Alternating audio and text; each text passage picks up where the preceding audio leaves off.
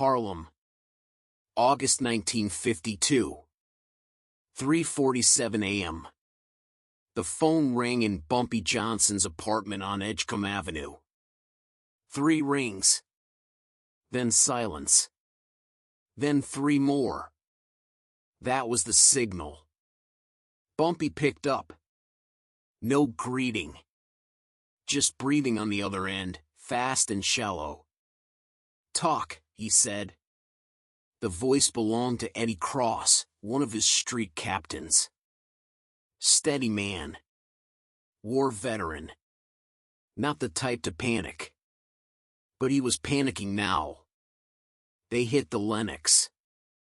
Eddie's words tumbled out in a rush. Armed. 4 of them. Took everything from the count room. 22 grand. They knew where it was, Bumpy. They knew exactly where. Bumpy didn't move. Didn't raise his voice. Who saw? Marcus was on the door. They put 2 in his leg. He's alive, but... Who? Saw. Eddie hesitated. No masks. White men. Suits. One of them had a briefcase. That detail landed different. Street crews don't carry briefcases. They say anything? Yeah. Eddie's voice dropped. The tall one, before they left, he looked right at Marcus and said, "Tell Bumpy this is what happens when amateurs play banker." Bumpy's jaw tightened. The Lenox Social Club wasn't just a numbers spot. It was a community institution. Families came through there. Widows collected their weekly payouts. Veterans cashed checks. It was clean money mixed with street money, and everyone in Harlem knew the rules. You didn't touch it. Because Bumpy Johnson protected it.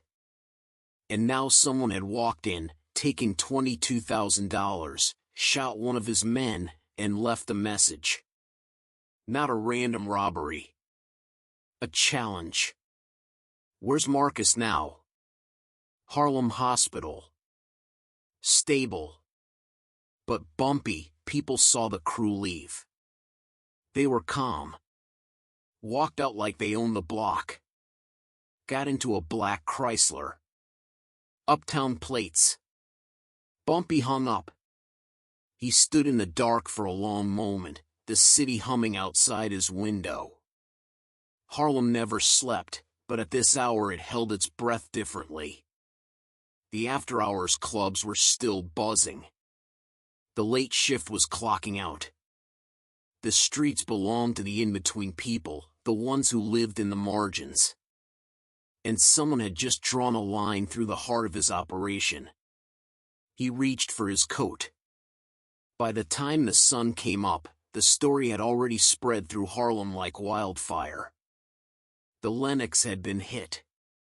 Bumpy's money was gone. His man was in the hospital. And the whispers started immediately. Who would be crazy enough? Who would have the connections? Who would know the exact location of the count room? Because that was the part that didn't sit right. The Lenox had 3 floors. The count room was in the back of the 2nd floor, behind a false wall, accessible only through a storage closet. Only 5 people in Harlem knew that layout. And 4 of them worked for Bumpy. This wasn't just about money. This was about proving a point. And by noon, Bumpy Johnson knew exactly who had made it. His name was Gerald Feldman. A vice president at Continental Savings and Trust on 145th Street. And he'd just made the worst mistake of his life.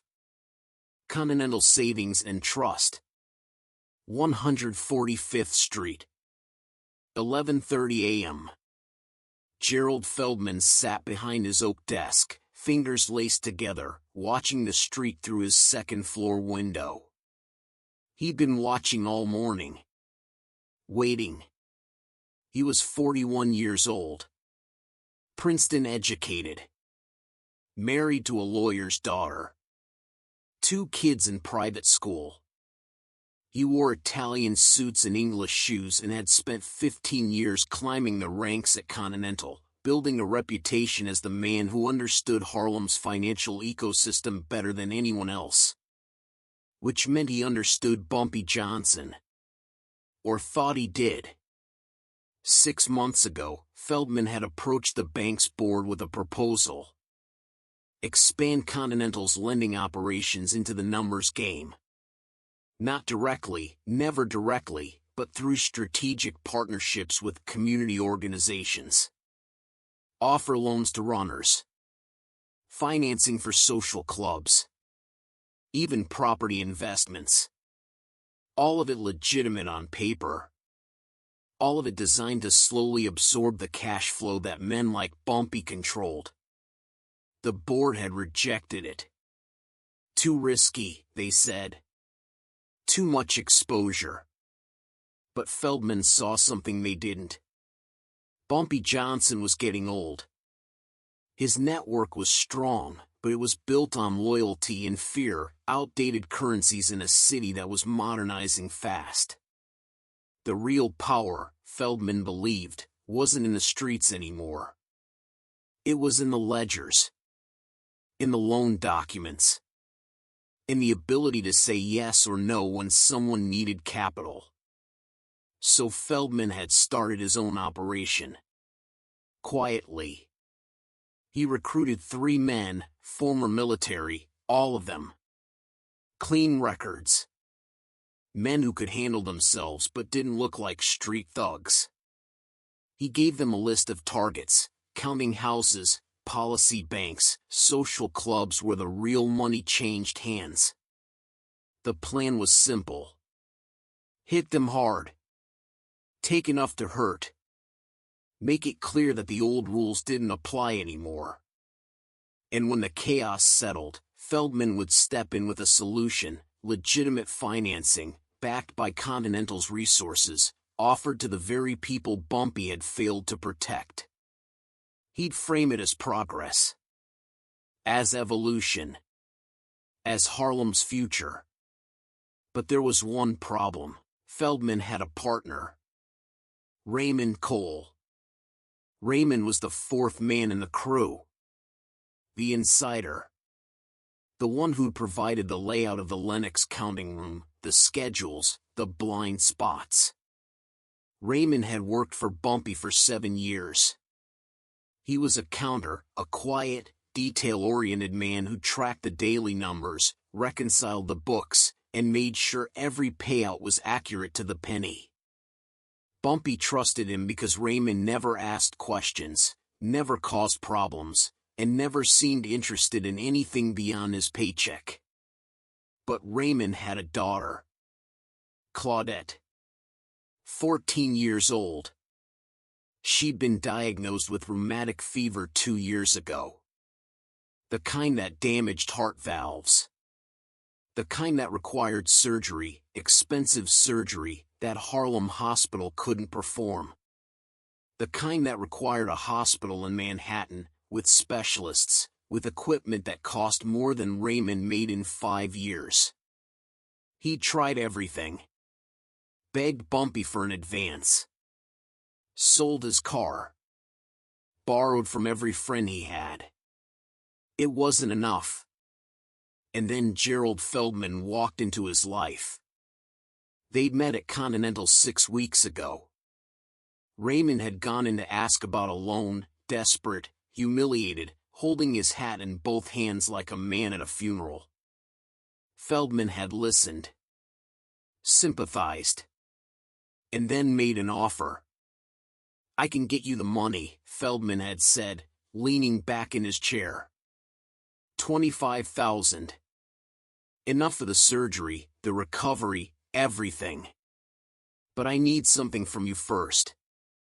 Raymond had stared at him. What? Information. Just information.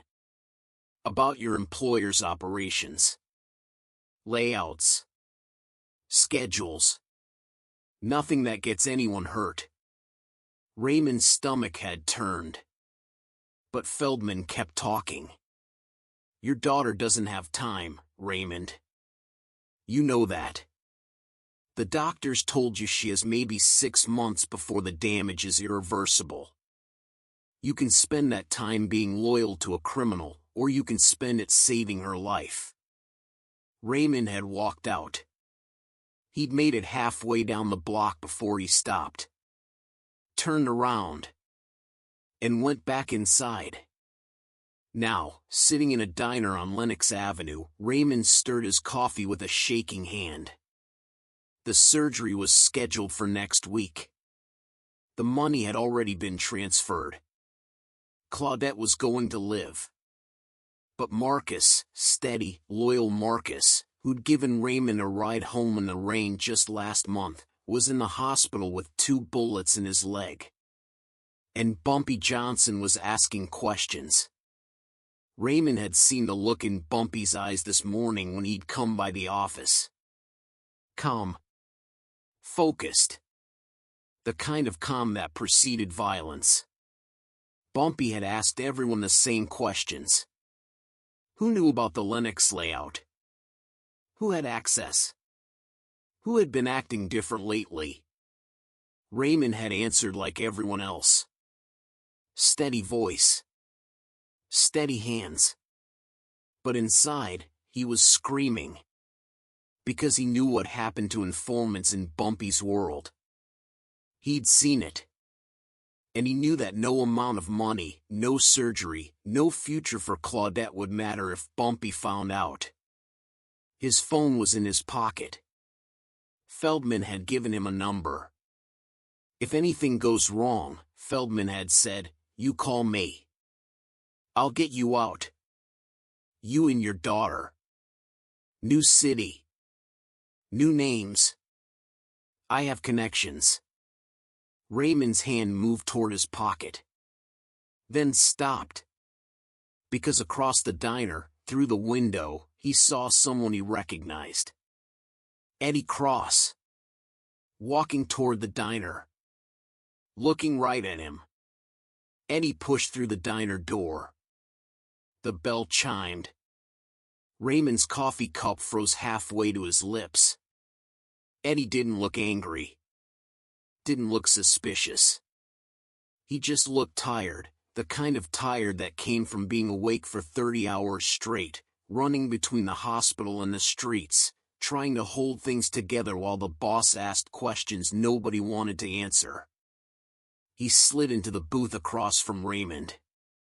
You look like hell, Eddie said. Raymond forced a smile. Didn't sleep much. None of us did. The waitress came over, Eddie waved her off. He leaned forward, elbows on the table, voice low. Bumpy wants everyone at the Savoy tonight. 8 o'clock. No exceptions. Raymond's throat went dry. Everyone? Everyone who works the count rooms. Everyone who handles money. Everyone who knew about the Lenox. Eddie's eyes didn't leave Raymond's face. He's bringing in someone from Philadelphia. Security specialist. Guy who worked for the Italians during the wars. He's going to walk us through what happened, figure out how they knew. Raymond nodded slowly. Makes sense. Eddie studied him for a long moment. You doing okay, Raymond? You seem jumpy. Just worried. About Marcus. About what happens next. Yeah. Eddie rubbed his face. We all are. He stood up. 8 o'clock. Don't be late. Raymond watched him leave.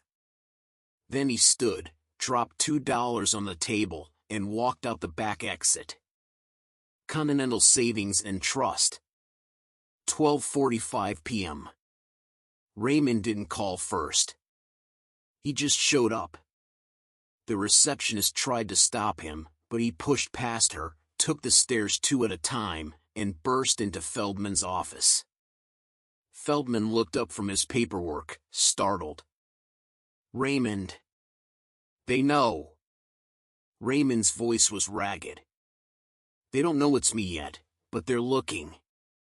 Bumpy's bringing in someone tonight. They're going to go through everything." Feldman stood slowly, closing the door. "Calm down." "Calm down? They're going to find out. And when they do, they won't." Feldman's voice was steady. "Controlled. Because you're not going to be there." Raymond stared at him. "What?" "You're leaving. Today. Right now." Feldman opened his desk drawer and pulled out an envelope. "Train tickets. You and Claudette. There's a 4:15 to Philadelphia. You'll stay there for 2 weeks, then move to Chicago. I have an apartment arranged. A job waiting." Raymond took the envelope with shaking hands. "But the surgery. The hospital in Philadelphia is better anyway. I've already transferred her case. The surgeon there is the best on the East Coast. She'll have the procedure next Friday." Raymond felt his knees weaken. It was real. Feldman had actually thought this through. "What about Bumpy? What about him?" Feldman sat on the edge of his desk. "By the time he figures out you're gone, you'll be unreachable. And he'll have bigger problems to worry about." "What do you mean?" Feldman smiled. It wasn't a warm smile. "Tonight, while Bumpy's gathering his people at the Savoy, my crew is hitting 2 more locations. The Renaissance Social Club on 138th. And the Policy Bank on St. Nicholas. We're taking another 40,000, minimum." Raymond's stomach dropped. "You said nobody would get hurt." "Nobody will. We're professionals. Marcus got shot." Feldman's expression didn't change. "Marcus pulled a gun. My men defended themselves. That's not on me." Raymond felt something cold settle in his chest. This wasn't just about money. This wasn't even about power. Feldman was trying to dismantle Bumpy's entire operation in one night. "Why are you doing this?" Feldman stood, adjusting his cufflinks. "Because Harlem deserves better than a criminal empire held together by threats and nostalgia. Bumpy Johnson had his time. But the city's changing. And men like me, we're the future." He picked up his phone. "Now go. Get your daughter. The car's waiting downstairs. Don't pack anything you don't absolutely need. Don't tell anyone where you're going. Just disappear." Raymond turned toward the door. Then stopped. What happens to the people who work for him? The ones who depend on the payouts? The widows, the families. They'll find new arrangements. Better ones. Legal ones. Raymond wanted to believe that. Needed to believe it. Because Claudette's life depended on this choice. But as he walked out of Feldman's office, down the stairs, past the tellers and the security guard and the marble columns that made Continental look like a temple, he couldn't shake the feeling that he'd just sold something he'd never get back. The Savoy Ballroom. 7:45 p.m. Bumpy Johnson stood in the back office, arms folded, watching his people file in. Counters. Runners. Enforcers. Managers. 32 men and women who formed the skeleton of his Harlem operation. Eddie was there, checking names against a list. Marcus was there too, against doctor's orders, sitting in a wheelchair with his leg elevated, face tight with pain but refusing to miss this. Bumpy scanned the room. Then checked his watch. "Where's Raymond?" Eddie looked up from his list. "Haven't seen him." "Call his house." Eddie stepped out. Came back 2 minutes later. "No answer." "I sent someone by. Place is dark. Looks empty." Bumpy's expression didn't change. But everyone in the room felt the temperature drop. "Check the hospitals," Bumpy said quietly. "Check the train stations. Check his daughter's school." Eddie nodded and left again. The specialist from Philadelphia, a thin man in wire-rimmed glasses named Arthur Gregg, cleared his throat. "Mr. Johnson, if we're ready, I'd like to begin." "We're not ready," Bumpy said. He walked to the window. Looked out at Lenox Avenue, at the neon signs and the evening crowds and the city that had been his kingdom for 20 years. And he knew. Raymond was gone. Which meant Raymond had talked. Which meant this wasn't over. At 8:07 p.m., the phone rang. Eddie answered. Listened. Hung up. His face had gone white. They hit the Renaissance. 10 minutes ago. Same crew. Same setup. Bumpy turned. Casualties? No. They were in and out in 3 minutes. Took 31,000. Someone in the room cursed. Someone else started to speak. Bumpy raised one hand. Silence. Where's the St. Nicholas Bank? Eddie blinked. What? The Policy Bank on St. Nicholas. How many people are there right now? It's Thursday. Weekly payout night. Probably 50, 60 people. Bumpy grabbed his coat. Get everyone who can move. Now. Bumpy, what? They're hitting 3 in one night. Renaissance was number 2. Understanding washed over Eddie's face. Street Nicholas is number 3. And we're going to be waiting. St. Nicholas Avenue. 8:34 p.m. The Policy Bank sat above a barber shop, unmarked except for a blue light in the second-floor window, the signal that payouts were happening. Inside, the room was crowded. Elderly women in church hats clutching lottery slips. Day laborers still in their work clothes. A young mother with 2 kids holding tight to her skirt. Every Thursday, the same ritual. People who'd bet nickels and dimes all week came to collect their winnings or try again. The man running the window was named Thomas Birch. 63 years old. Worked for Bumpy for 18 years. He knew every regular by name, knew who was struggling, who needed an extra day to pay, who could be trusted. He was counting out bills for Mrs. Henderson when the door at the bottom of the stairs opened. Footsteps. Heavy. Deliberate. Thomas glanced at the stairs. 4 men appeared. White. Suits. Briefcases. The same crew. But something was different. They moved slower this time. Almost casual. The tall one, the leader, surveyed the room with cold efficiency. His eyes passed over the elderly, the children, the workers. No recognition. No hesitation. He raised his hand. Everyone stay calm. This will be over in 2 minutes. Nobody moves, nobody gets hurt. One of the other men pulled a revolver. The room went silent. Mrs. Henderson clutched her purse. The young mother pulled her children close. The tall man walked toward Thomas. "Open the safe." Thomas didn't move. "Can't do that." "You can.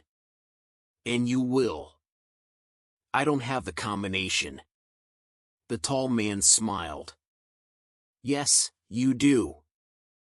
Gerald told us you're the Thursday manager. You have full access." Thomas felt his heart hammering. Gerald Feldman. So it was true.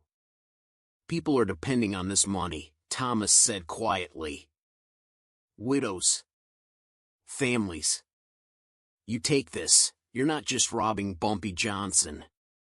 You're robbing them." The tall man's smile didn't waver. "I'm aware." "Open it." Behind him, one of the other men was already moving toward the back room where the safe was kept. And that's when the lights went out. Complete darkness. Someone screamed. Then the room exploded. Bumpy's men had been waiting in the barber shop below for 20 minutes. Eddie. 4 enforcers. All armed. When the crew entered the building, they'd let them pass. Waited until they were upstairs. Then cut the power. Eddie went up first, moving fast in the darkness he'd memorized during the wait. He knew exactly where the stairs creaked. Where the landing ended. Where the door frame stood. He heard the crew shouting, trying to regroup. Heard civilians scrambling. Then Bumpy's voice cut through the chaos, calm, clear, from the top of the stairs. "Nobody move. The people in this room are under my protection. You touch one of them, you don't leave here breathing." A shot rang out. Plaster exploded from the wall near Bumpy's head. He didn't flinch. Eddie and the enforcers were already moving. In the darkness, it was chaos, grunts, impacts, the sound of metal hitting bone. The tall man tried to run for the back exit. Bumpy was waiting. One punch, precise and devastating, dropped him to his knees. Bumpy grabbed him by the collar and dragged him toward the window where street light filtered in. The man's nose was bleeding. His briefcase had fallen open, spilling documents across the floor. Bumpy glanced down. Loan agreements. Continental Savings and Trust letterhead. And a schedule, handwritten, listing 3 locations. The Lenox. The Renaissance. St. Nicholas. All in Raymond's handwriting. Bumpy's jaw tightened. He looked at the tall man. "Who do you work for?" The man spat blood. "Go to hell." Eddie appeared next to Bumpy, breathing hard. "Other 3 are down. One tried to jump out the window, broke his ankle. Nobody got away." Bumpy held up the schedule. "Take this. And take him. I want to know everything. Who planned it? Who paid for it? Where Raymond is." He turned to the crowd, the elderly women, the mother with her children, Thomas still standing behind the counter. "Everyone gets their full payout tonight. Plus 20%. For the trouble." Mrs. Henderson's voice wavered from the darkness. "Mr. Johnson." "No arguments, Mrs. Henderson. It's already done." Then Bumpy walked downstairs, out into the night air, and stood on St. Nicholas Avenue while his men dragged the crew out one by one. People were gathering now. Word had spread fast. By morning, all of Harlem would know Bumpy had stopped the hit. Protected the people. Won. But Bumpy wasn't thinking about that. He was thinking about the documents in that briefcase. And about Gerald Feldman. Continental Savings and Trust. 10:17 p.m. Feldman was still at his desk when his phone rang. He'd been waiting for the call, confirmation that all 3 hits had succeeded, that the money was secure, that the message had been sent. He picked up on the second ring. Yes? Silence. Then a voice he didn't recognize. Mr. Feldman? Who is this? This is Arthur Gregg. I'm a security consultant. I'm currently standing in the St. Nicholas Policy Bank with your crew. Well, what's left of them? Feldman's hand tightened on the receiver. I don't know what you're. Don't insult me. We have your documents. Your schedules. Your loan agreements with Raymond Cole. We have everything. Feldman stood slowly. This is harassment. I'll call the police. Please do. The voice was calm. Almost amused. I'm sure they'd be very interested in the Continental Savings and Trust vice president who funded armed robberies of community establishments.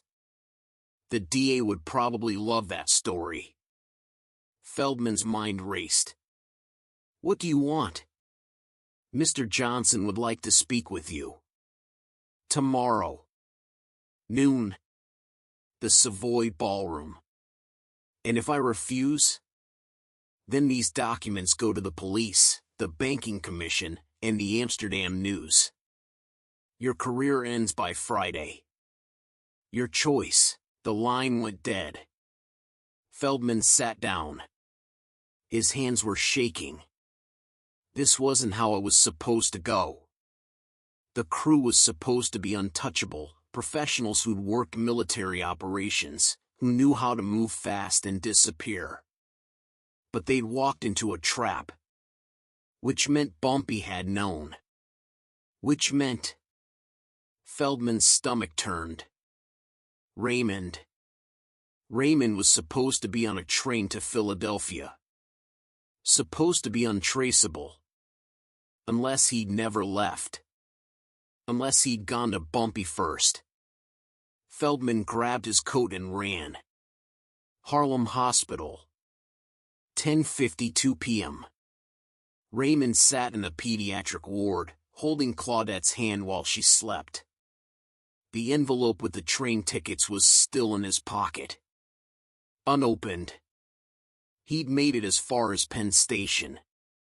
Stood on the platform with his daughter, bags in hand, watching the 4:15 train idle on the tracks. And couldn't get on. Because he'd thought about Marcus. About Thomas. About Mrs. Henderson and the young mother and all the people who'd be in that room tonight at St. Nicholas. About what would happen when Feldman's crew walked in. So he'd taken Claudette back home. Put her to bed. And walked to the Savoy at 7:30 p.m. Bumpy had been standing in the back office, alone. Raymond had entered without knocking. Set the envelope on the desk. And told him everything. Bumpy had listened without interrupting. Then asked one question. Why are you here? Raymond's voice had cracked. Because my daughter needs the surgery. And Feldman's the only one who can pay for it. But if people die tonight because of what I did, she'll grow up knowing her father's a coward. Bumpy had studied him for a long moment. Then picked up the phone. Made 3 calls. Hung up. The surgery's covered. Harlem Hospital is transferring her to Columbia Presbyterian tomorrow. Best cardiac surgeon in the state. I'm paying. Raymond's legs had given out. I can't. You already did. You came back. That's the payment. Now, sitting in the hospital, Raymond heard footsteps in the hallway. He looked up. Eddie Cross stood in the doorway. It's done. St. Nicholas is secure. Nobody hurt. Raymond exhaled. Feldman? Bumpy's handling it. Eddie stepped into the room, looked at Claudette sleeping peacefully. She's going to be okay, Raymond. Bumpy gave his word. Raymond nodded, unable to speak. Eddie turned to leave. Then stopped. For what it's worth, you made the right choice. The Savoy Ballroom. Friday. 12:03 p.m. Gerald Feldman arrived 3 minutes late. He'd spent the night packing files, calling lawyers, trying to build a defense that would hold up if this went public. But when he walked into the Savoy's back office, he realized none of that mattered. Bumpy Johnson sat behind a desk that wasn't his, borrowed from the building's manager, with Arthur Gregg standing to his left and Eddie Cross to his right. On the desk, the briefcase. The documents. The schedule in Raymond's handwriting. And something else. A ledger. Continental Savings and Trust's internal records. Feldman's stomach dropped. How did you? Sit down, Bumpy said. Feldman remained standing. I'm not here to be interrogated. If you have accusations, take them to the police. Bumpy didn't react. He just opened the ledger and turned it around so Feldman could see. This is your personal loan portfolio. 17 loans issued in the past 6 months. All to Harlem residents. All with interest rates between 18 and 22%. Feldman's jaw tightened. That's legal. It is. But these 7-inch, Bumpy tapped the page, were issued to people who work in my operations. People who suddenly needed money. Medical bills. Family emergencies. Rent. He looked up. You created the desperation.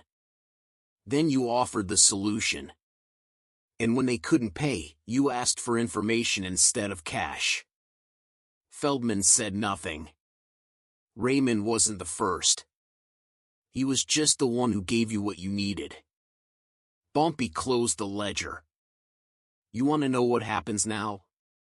Feldman's hands were clenched at his sides. You're going to threaten me. Tell me to leave Harlem. Maybe rough me up to make a point. No. Bumpy stood. I'm going to let you keep your job. Keep your house. Keep your reputation. Feldman blinked. What?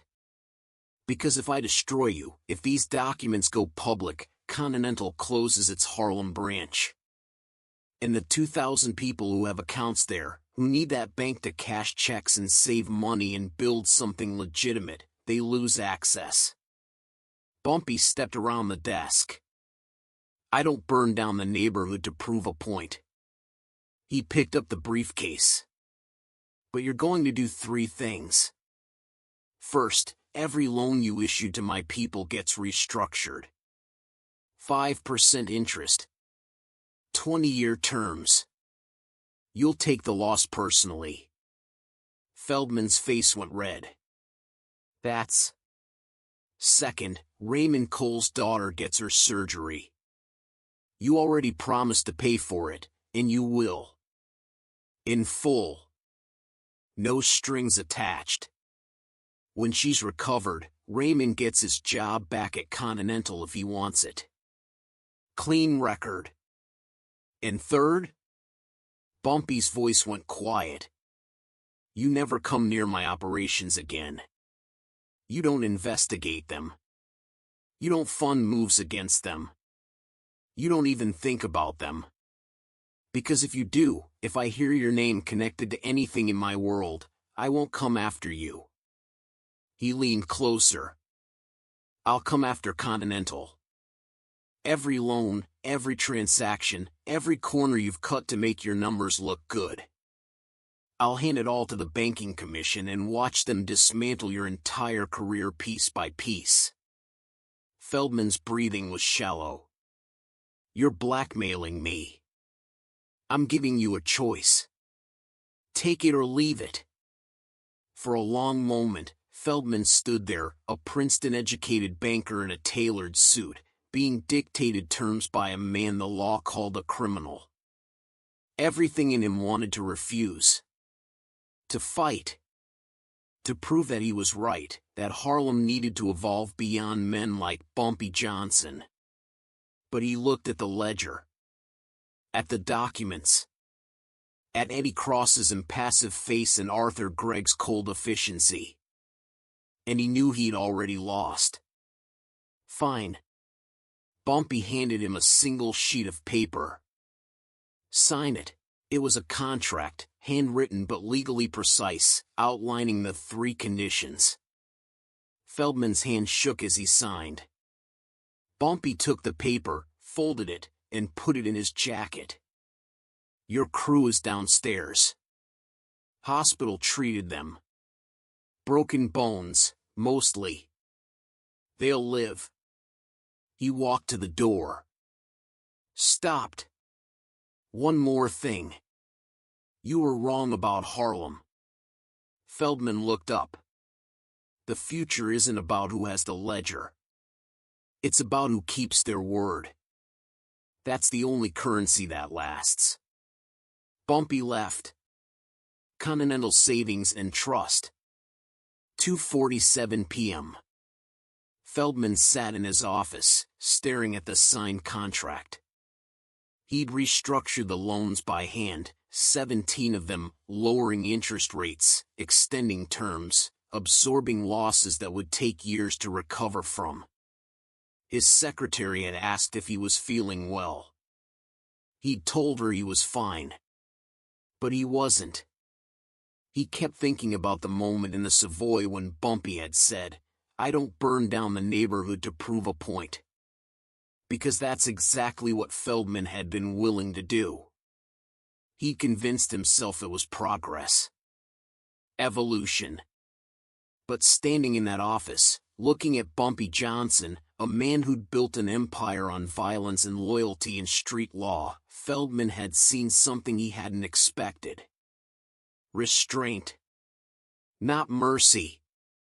Restraint. The ability to destroy someone and choose not to because the cost to others was too high. Feldman had never operated that way. He'd climbed the ranks at Continental by leveraging every advantage, exploiting every weakness, making decisions based purely on numbers and outcomes. He thought that made him smarter. Cleaner. But now, sitting alone in his office with a contract that guaranteed he'd never rise higher than vice president, he realized something. He'd gambled on breaking Bumpy Johnson. And lost to a man who understood power better than any boardroom ever could. Harlem Hospital. 6:15 p.m. Raymond stood outside Claudette's room while the doctors prepped her for transfer to Columbia Presbyterian. She was nervous, 14 years old and facing open-heart surgery, but trying to be brave. "Will you be there when I wake up?" she'd asked. "I'll be right there." "Promise?" "Promise." Now, watching through the window as nurses checked her vitals, Raymond felt the weight of the past 48 hours settle over him. He'd betrayed Bumpy. Endangered people he'd worked with for years. Put Marcus in the hospital. And somehow, impossibly, come out the other side with his daughter's life saved and his own intact. But it didn't feel like a victory. It felt like he'd been given something he didn't deserve. Footsteps behind him. He turned. Bumpy stood in the hallway, hands in his pockets. "She ready?" Raymond nodded. "They're moving her in an hour." Bumpy looked through the window at Claudette, then back at Raymond. You don't owe me anything. I want you to understand that. What I did wasn't a favor. It was the right thing. Raymond's throat tightened. I still betrayed you. You chose your daughter. I'd have done the same. But Marcus is alive. And knows you came back. That matters. Bumpy turned to leave. Raymond found his voice. Why did you help me? Bumpy paused. Because Feldman thought this was about money. About territory. But it never was. He looked back. It's about what we protect. And who we become when we have to choose. Then he walked away, leaving Raymond standing in the hospital corridor, holding on to a second chance he'd never expected to receive. Lenox Avenue. Saturday morning. The story spread through Harlem like water through cracks.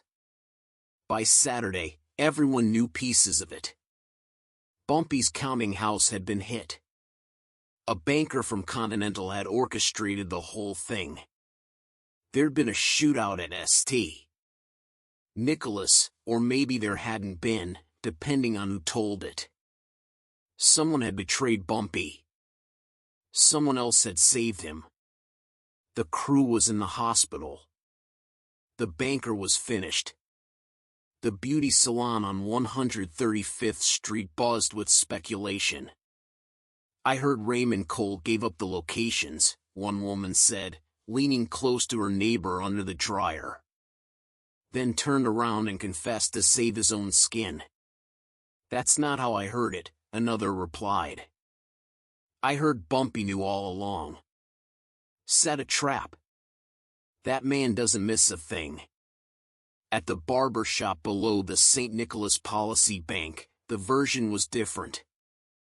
They had guns, one of the men who'd been there said, voice low but certain.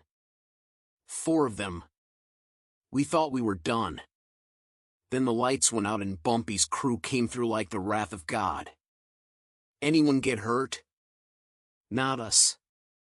Them, though? He shook his head. They won't be walking right for months.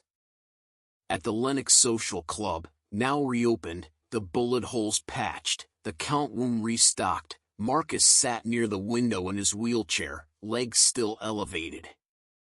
People came by all day. Not just to place bets. To check on him. Mrs. Henderson brought soup. The young mother from St. Nicholas stopped in with her kids, who drew him a card with crayons. Thomas Birch came by at noon with a bottle of whiskey. For the pain, he said. Marcus unscrewed the cap, took a sip, then offered it to Thomas. You hear about Raymond? Thomas nodded. Heard Bumpy paid for the surgery himself. Claudette's at Columbia Presbyterian. Doctors say she'll be fine. Marcus stared out the window. He came back. That's what matters. You forgive him? Marcus was quiet for a long moment. He shot at people I know. Put Harlem at risk. But he also walked back into the fire when he could have run. He took another sip. I'm not ready to have a drink with him. But I'm not calling for his head either. Thomas understood. Forgiveness in Harlem wasn't about forgetting. It was about recognizing that people made impossible choices under impossible pressure. And sometimes, not always, but sometimes, they found a way to make it right. Continental Savings and Trust. Monday morning. The bank opened at 9. By 9:30, the line stretched out the door. Not for loans. For account closures. 17 people, the same 17 whose loans Feldman had restructured, came in person to close their Continental accounts and move their money elsewhere. No one made a scene. No one shouted or accused. They just walked up to the teller, requested closure paperwork, and left. Feldman watched from his office window. He'd known this would happen.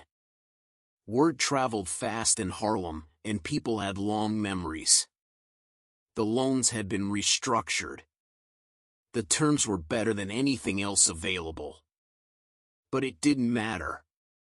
Because the people in that line understood something Feldman had underestimated. Trust wasn't about interest rates. It was about knowing someone wouldn't use your desperation against you. By noon, Continental's Harlem branch had lost 42 accounts. By the end of the week, it would lose 70 more. The board called an emergency meeting. Feldman sat across from 5 men in suits who asked the same questions in different ways. What happened? How did you let this spiral?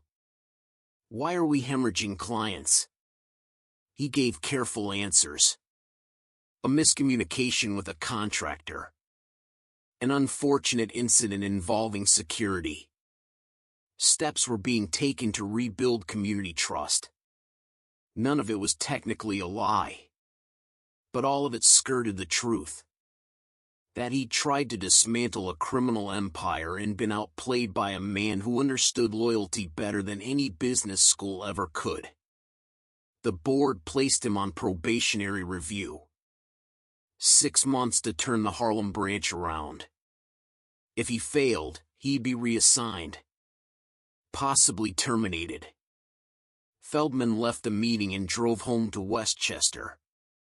His wife asked how his day was. He said fine. That night, lying awake while she slept, he thought about Bumpy's words. The future isn't about who has the ledger. It's about who keeps their word. Feldman had spent 15 years building a reputation on competence and control. And in 48 hours, a street operator had dismantled it without firing a shot. The Savoy Ballroom. Wednesday evening. Bumpy sat at his usual table in the back, watching couples dance to the house band. The Savoy on a Wednesday wasn't packed, but it had a good crowd, people unwinding after work, enjoying music, letting Harlem's rhythm wash over them. Eddie approached and sat down. Renaissance is back to full operations. St. Nicholas reopened yesterday. Lennox never stopped. Bumpy nodded. Losses? 22 from the Lennox hit. Recovered 41 from the cruise vehicle, they hadn't stashed it yet. So we're up 19. Give it to Marcus. Hazard pay. Eddie made a note. What about Raymond? What about him? People are asking. Some want him gone. Some think he earned his way back. It's divided. Bumpy watched the dancers. He works the books. Not the streets. Not the count rooms. He reconciles numbers in an office where he's not handling cash or dealing with clients. He reports directly to you. Probation for 6 months. After that, we see. Eddie nodded. And Feldman? He'll stay in his lane. We won't hear from him again. You think he learned? Bumpy took a sip of his drink. I think he learned you can't buy loyalty with loan documents. Whether that changes how he operates? He shrugged. That's on him. Eddie stood to leave, then paused. You could have killed him. Feldman would have sent a message. Bumpy met his eyes. To who? Other bankers? The only message that matters is the one we send to Harlem. That we protect our own. That we keep our word. Everything else is noise. Eddie left. Bumpy sat alone, listening to the music. Thinking about the past week. About Raymond's choice. About Feldman's miscalculation. about the thin line between power and restraint.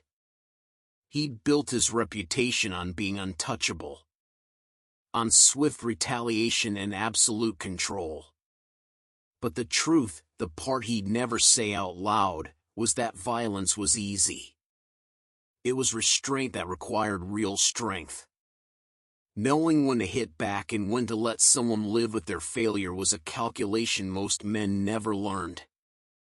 Feldman would spend the rest of his career watching Harlem from a distance, knowing he'd tried to conquer it and lost. That punishment would outlast any beating. The band shifted into a slower number. Bumpy finished his drink and stood. Tomorrow, there'd be other problems. Other challenges. Other people testing boundaries. But tonight, Harlem was still his. And the people who depended on him were safe. That was enough. Columbia Presbyterian Hospital. 3 weeks later. Claudette Cole walked out of the cardiac wing on her own. Slowly. Carefully. But on her own.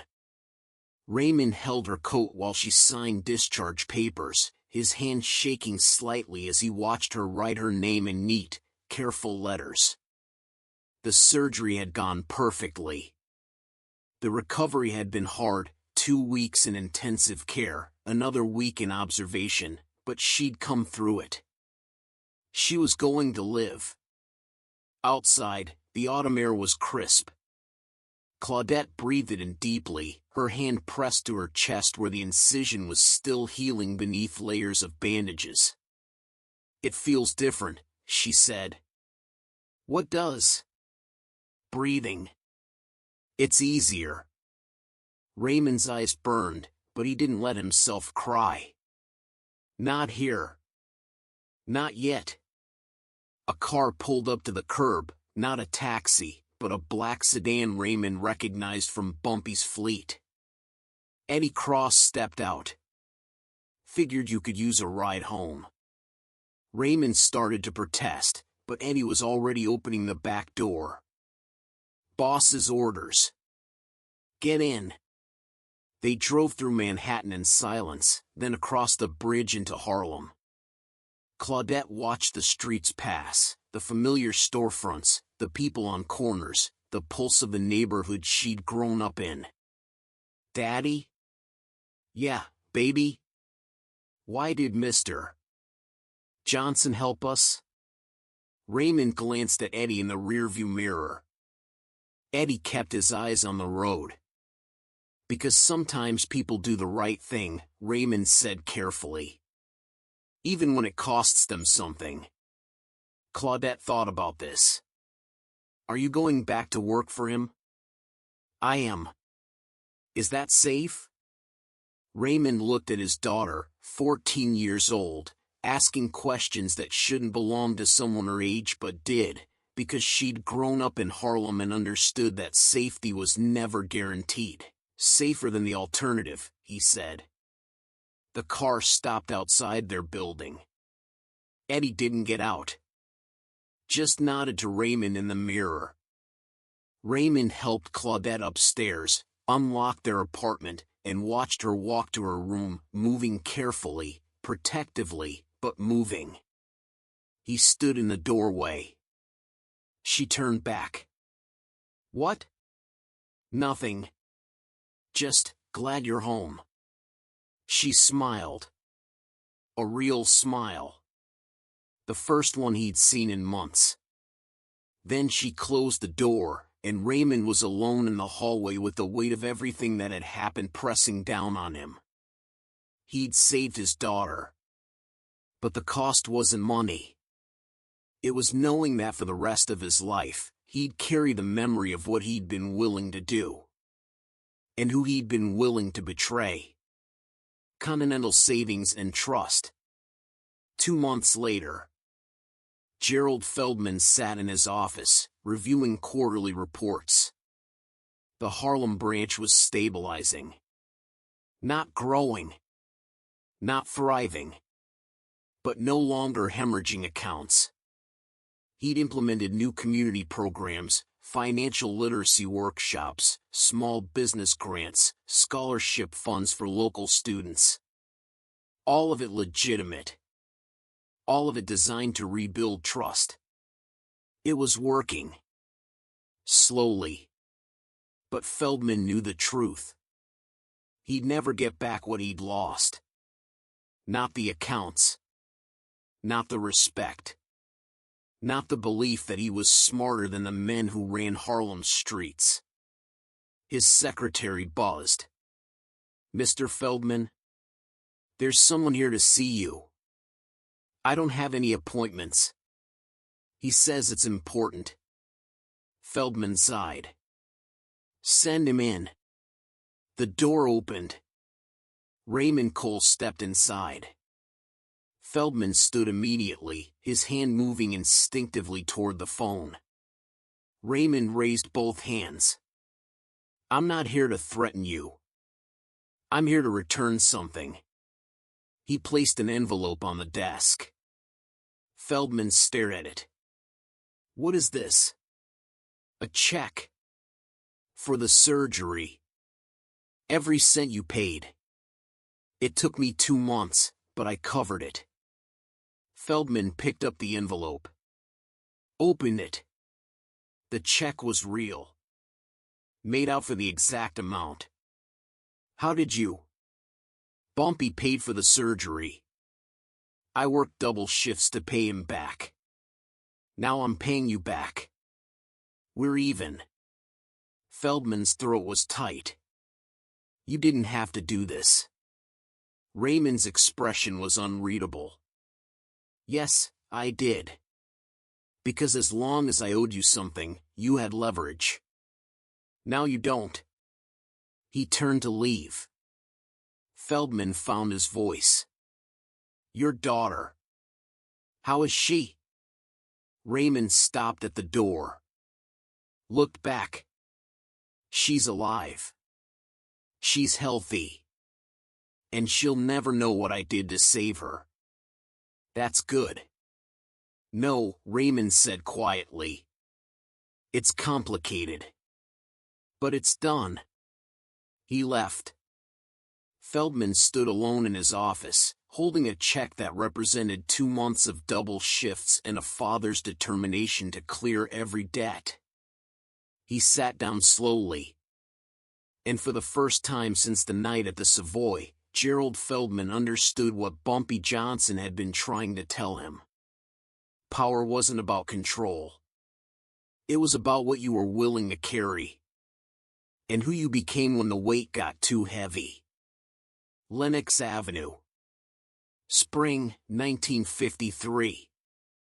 6 months after the incident, Harlem had moved on. New stories. New problems. New legends being written in the streets. But sometimes, late at night, people still talked about the week a banker tried to outsmart Bumpy Johnson. They talked about Raymond Cole, who betrayed and then redeemed himself. About Marcus, who took 2 bullets and never stopped showing up. About the night at St. Nicholas when the lights went out and Bumpy's crew appeared like ghosts. And they talked about Bumpy himself. Not because he'd won. But because of how he'd won. He could have destroyed Feldman. Could have made an example that would echo through every boardroom and back office in Manhattan. But he'd chosen something harder. Restraint. And in doing so, he'd proven something that men like Feldman would spend their lives trying to understand. Real power isn't about how much damage you can do. It's about knowing when not to do it. Marcus returned to work full-time in April. Raymond kept his head down and his numbers clean. Feldman restructured Continental's Harlem operations and never spoke Bumpy Johnson's name again. And somewhere in Harlem, a 14-year-old girl with a repaired heart valve grew up not knowing that her life had been the center of a war between 2 worlds. Which was exactly how her father wanted it.